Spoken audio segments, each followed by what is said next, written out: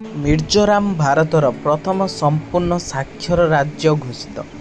ଆଇଜଲ୍ 20 ମେ 2025 ମିଜୋରାମ ଏକ ଐତିହାସିକ ସଫଳତା ଅର୍ଜନ କରିଛି। ଏହି ରାଜ୍ୟକୁ ଭାରତର ପ୍ରଥମ ସମ୍ପୂର୍ଣ୍ଣ ସାକ୍ଷର ରାଜ୍ୟ ଭାବରେ ଘୋଷଣା କରାଯାଇଛି।